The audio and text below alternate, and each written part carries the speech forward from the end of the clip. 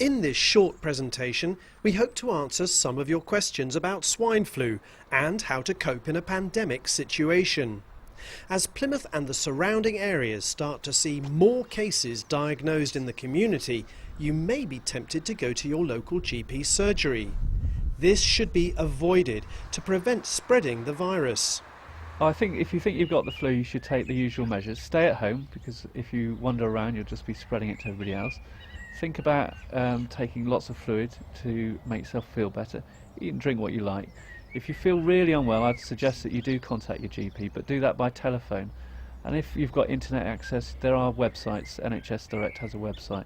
And also there's the flu actual telephone advice line. Well, the sort of symptoms that you can expect are sort of headaches, sore throats, aches and pains.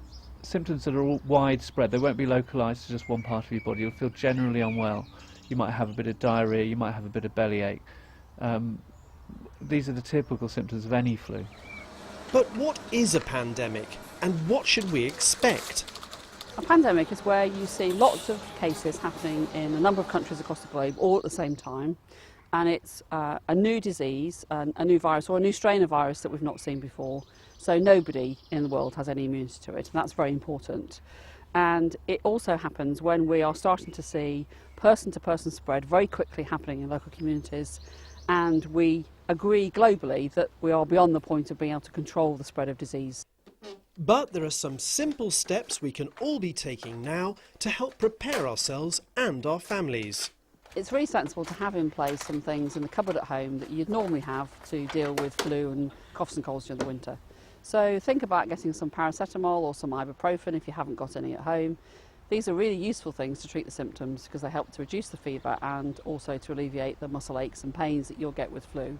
And we think that the flu during the pandemic will be a bit more severe and last a little bit longer than normal seasonal flu. So it's important to do that thinking in advance. It's a good idea to have discussions with your family and friends about who would go and get the antiviral tablets if somebody was ill, and how you'd manage all the practicalities of caring for someone who's sick at home and managing that with both childcare and work. One of the best ways of protecting yourself is to get into the habit of better hygiene practice, both inside and outside the home. This would mean sneezing or coughing into a tissue, putting it into a bin straight away, and washing the hands with soap and water as soon as possible. At home, keeping surfaces clean. If you're out and about and you need to sneeze or cough into a tissue, to put that tissue into a plastic bag and take it home and dispose of it when you're at home, but also to find somewhere to wash your hands as soon as possible to help prevent the spread of the virus. The NHS is treating patients with swine flu with two main antiviral drugs, Tamiflu or Relenza.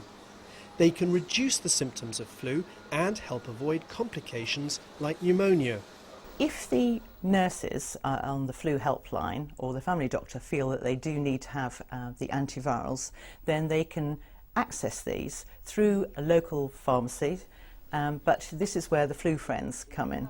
And it's important at this stage that people have identified either flu friends or members of the family who can go and pick up their antivirals. What we don't want is people wandering around the city spreading their viruses. NHS Plymouth, along with other lead organisations both nationally and internationally, has been planning for the possibility of pandemic flu for some time. The NHS is extremely well prepared for an outbreak of pandemic flu. We have had a number of years of preparation, we've rehearsed our plans and we've learned from those rehearsals. Services will be prioritised by a number of mechanisms. First of all, it's those in emergency need that will receive priority.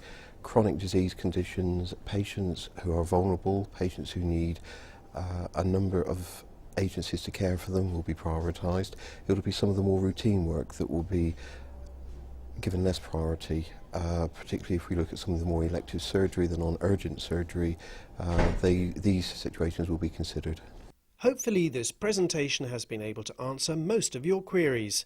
However, if you need any more advice, then call the Swine Flu Information Line on 0800 1 513 513 or go to www.nhs.uk.